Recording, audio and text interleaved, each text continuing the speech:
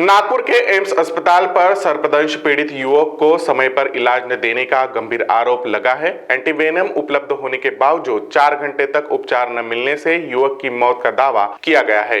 इस मामले में दोषी डॉक्टर पर कार्रवाई और निष्पक्ष जांच की मांग जोर पकड़ रही है। प्रेस क्लब में जनता फाउंडेशन के अध्यक्ष काजी जिशान सिद्दीकी की अध्यक्षता में आयोजित पत्र परिषद में एम्स अस्पताल की गंभीर लापरवाही का आरोप लगाया गया। आरोप है कि 3 अगस्त 2025 को सर्पदंश से पीड़ित 17 वर्षीय प्रीतम पेरुनकर को रात करीब 3 बजे एम्स में भर्ती किया गया, लेकिन करीब 4 घंटे तक उसे एंटीवेनम नहीं दिया गया। परिजनों का कहना है कि अस्पताल ने एंटीवेनम उपलब्ध न होने की बात कहकर बाहर से दवा मंगवाई, जिससे प्रीतम की हालत बिगड़ गई और 9 अगस्त को उसकी मौत हो गई। जिशान सिद्दीकी ने सीसीटीवी जांच, दोषी डॉक्टरों पर कार्रवाई और दवा घोटाले की निष्पक्ष जांच की मांग की है।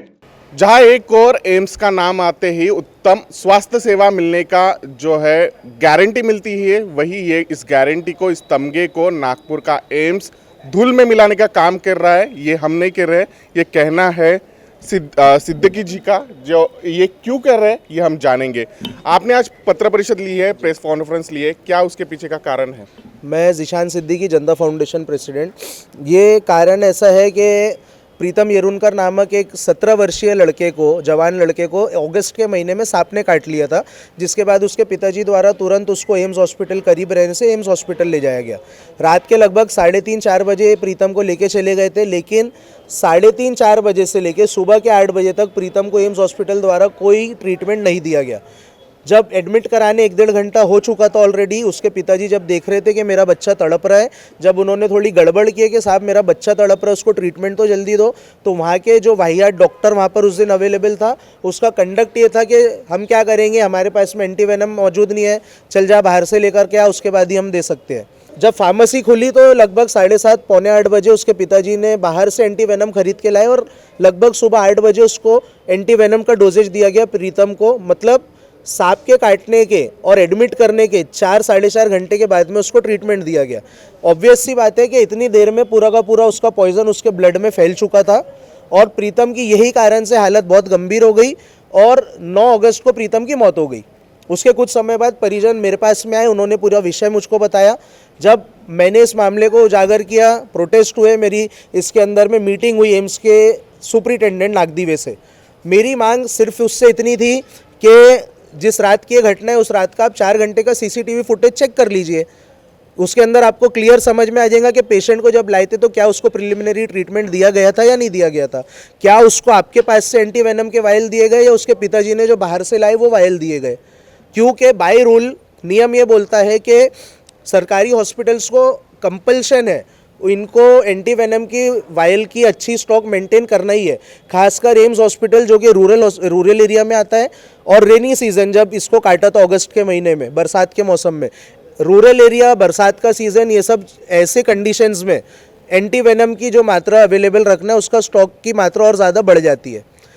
ये जो इसका मैं आपको स्टिंग भी वीडियो बताऊंगा, जो इसका कंडक्ट था सुपरिटेंडेंट का वहाँ के, वो बहुत कैजुअल था कि जिशान भाई हम इसमें करेंगे ना कार्रवाई, हम दोषी को नहीं छोड़ेंगे ना, लेकिन हम एकदम से कैसा एकदम उठा के नहीं कर सकते हैं, इसमें सब कुछ पहले चेक करना पड़ेगा। चेक इसको सिर्फ 4 घंटे का फुटेज करना है, अगर आधा घंटा भी एक दिन ये देते हैं तो 8 दिन में उसका फुटेज चेक करना हो जाता था। जब ये चीज़ों की शिकायत लिखित की गई नागदीवे के पास में, उसमें जब कोई कार्रवाई नहीं हुई तो शिकायत करने के लगभग 1.5-2 महीने के बाद में प्रीतम येरुनकर के पिताजी ने एक माहिती में जवाब तलब करने की कोशिश की। ये गौर से सुनिए कि मरने वाले का बाप, उसका पिता माहिती मांग रहा है कि मेरे बेटे की मौत के खिलाफ जो मैंने शिकायत किया था उसके अंदर अभी तक के क्या कार्रवाई हुई है। तो पिताजी को यह जवाब मिल रहा है लिखित में, बाकायदा एम्स हॉस्पिटल के प्रशासन द्वारा ये जवाब दिया जा रहा है कि ऐसे केसेस में हम लोग जो जानकारी है वो सिर्फ पेशेंट के निकट संबंधी करीबी रिश्तेदारों को ही दे सकते हैं। तो बाप से ज्यादा और कौन सा निकट और करीबी संबंधी लेकर के आ रहे, क्या इसकी जांच होना चाहिए कि एम्स के अंदर में कोई नए रिश्तों के इन्वेंशन हो रही है क्या? पिताजी को आप ये जवाब दे रहे हो कि हम सिर्फ संबंधी जो करीबी है उन्हीं को दे सकेंगे। तो यहाँ से साफ समझ में आता है कि एम्स हॉस्पिटल के अंदर में दवाओं की कालाबाजारी चल रही है। सरकार द्वारा जो इनको दवाएं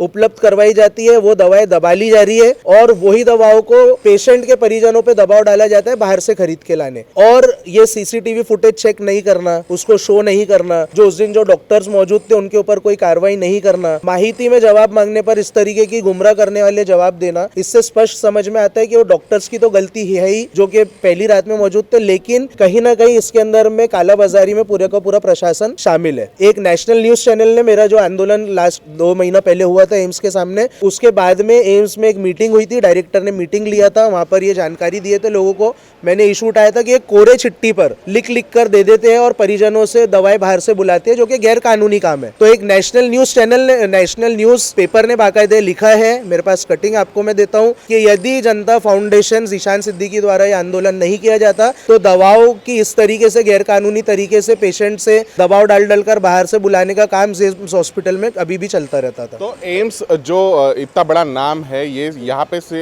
एक स्कैम चल रहा है, ऐसा ही कहना कहेंगे। और अब इस मामले को देखकर लगता है कि जो डॉक्टर दोषी है, क्या उनको बचाने का काम हो रहा है? उस वक्त जिस वक्त बच्चे की मौत हुई, उस वक्त कौन सा डॉक्टर ड्यूटी पर था? उसका नाम ही अभी तक के शो नहीं किया गया है। हमने ये भी माहिती डाले थे कि उस दिन कौन सा डॉक्टर आरएमओ था, किसकी ड्यूटी थी, वो भी नाम अभी तक शो नहीं किया गया। तो जाहिर सी बात है, देखिए, जब एक प्रशासन में ऑर्गेनाइजेशन चल रहा है, अगर बड़ा वाला अधिकारी और छोटा अधिकारी दोनों के दोनों अगर करप्शन में इन्वॉल्व नहीं रहेंगे तो बड़ा अधिकारी तुरंत छोटे अधिकारी पर कार्रवाई कर देता है। इतना एक हमको स्पष्ट तौर पर समझ में आता है। आप स्टिंग में ये भी देखिए कि देखिए, जो स्ट्रेचर के लिए मरीज जाते हैं, अब मुझे बताइए कि अगर कोई एडमिट होने की कंडीशन में जा रहा है, कोई बहुत सीरियस हो गया है, तो क्या उसके परिजन उसको तुरंत उठा के पहले हॉस्पिटल ले जाएंगे या घर में उसका पहले अपना खुद का आधार कार्ड चुनेंगे?